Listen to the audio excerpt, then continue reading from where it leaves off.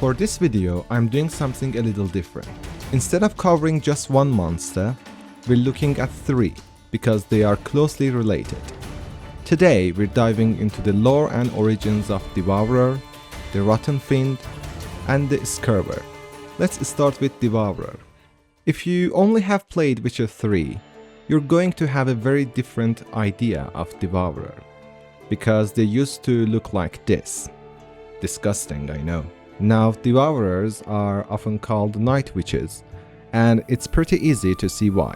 They look like old hideous women, and they are every bit as vicious as the stories make them out to be. But despite the nickname, they're not actually witches. Devourers feed on human flesh. Sure, they'll eat a corpse if they come across one, but that's only if they have to. What they really want is fresh, warm meat, which is exactly why running into one after sunset is about the worst luck you can have. And they almost never hunt alone. They move in packs that local peasants call sabbaths, roaming the countryside once night falls in search of the next victim. The worst part is that they don't just kill you, they enjoy terrifying their prey first. They'll trick you, toy with you, and make your final moments as miserable as possible, before finally going in for the kill.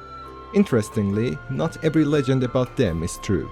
People love to compare them to fairy tale witches, saying they fly around on broomsticks or hide away in gingerbread houses, waiting for unsuspecting travelers. Yeah, none of that is actually true. They're much less magical and somehow a lot more horrifying. So, where did the idea of the Devourer came from?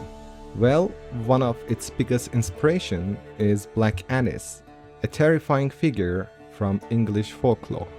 Black Annis was said to be a blue-skinned hag with iron claws who lived in a cave in the Dane Hills. Parents would scare their children into behaving by warning them that Black Annis would come and take them away.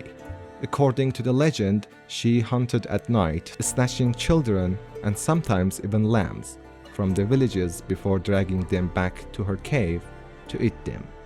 Some stories even claim that she skinned her victims and wore their hides around her waist. People feared her so much that it is said cottages were built with tiny windows just to make it harder for Black Annis to reach inside. Now, if you think it looks nothing like the Witcher 3 version, you are absolutely right. In The Witcher 3, we only encountered the male ones, and they look completely different. Now, let's move to Rotfiend. But before we do that, if you have enjoyed the video so far, consider leaving a like and subscribing. And without further ado, let's continue. Now, this one is probably a lot more familiar if you have played The Witcher 3, because unlike the Devourer, CD Projekt Red didn't completely reinvent its design. Rotfiends are necrophages, meaning they feed primarily on carrion. You'll usually find them anywhere death has overstayed its welcome: battlefields, plague-ridden towns, or villages devastated by famine. The Northern Wars only made things worse. With countless corpses left behind, Rotfiends multiplied rapidly, turning what was once a rare monster into a plague.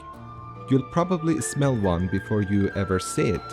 Their overwhelming stench of decay is so distinctive, it's literally what gave them their name. But don't make the mistake of thinking they're just scavengers. They will happily turn a living person into their next meal if given the chance. They hunt in packs, they are fast, and if you spot one, you can safely assume there are plenty more lurking nearby. They're also far more active after sunset, becoming much more dangerous during the twilight hours and throughout the night. And then there's a part every Witcher learns the hard way. A Rotfiend's bloated, rotting body is filled with poisonous gas that's dangerous enough to affect even Witchers, despite their resistance to most toxins. To make matters worse, it's also highly flammable. After a Rotfiend dies, its body starts thrashing around before exploding, meaning One careless ignisign or simply standing too close can end the fight in a way you definitely weren't expecting. Which is why the best solution was often to stop them before they multiplied in the first place. Instead of hunting every Rotfiend down, Witchers would burn every corpse they could find. Burying the dead didn't work. Rotfiends are expert diggers, and a few feet of dirt was not enough to keep them away from the next meal. If you thought Rotfiends were bad enough, let me introduce you to their bigger, meaner cousins, the Scurver. These monsters were actually introduced in the Blood and Wine expansion, and at first glance they look like oversized Rotfiends, until you notice the dozen of razor-sharp spikes sticking out of their bodies. Like their smaller relatives, Scurvers are necrophages that prefer feeding on old rotting corpses. So you'll usually find them hunting abandoned graveyards, forgotten battlefields, or even old torture sites.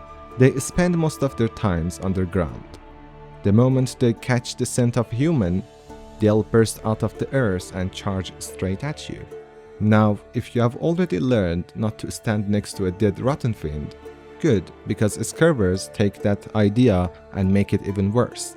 When they're close to dying, the gases build up inside their rotting bodies cause them to explode. But instead of just blasting you with toxic goo, the explosion launches every single one of those bony spikes like shrapnel, turning the monster into the one last deadly trap. Killing it is easy. Surviving the victory, that's the hard part. That's why Witchers relied heavily on the Queen sign when fighting Scurvers. Without that extra layer of protection, getting caught in the explosion was a very quick way to find yourself joining the pile of corpses they came to feed on. And that's it for today's video. Hope you enjoyed watching it, and until the next time, take care.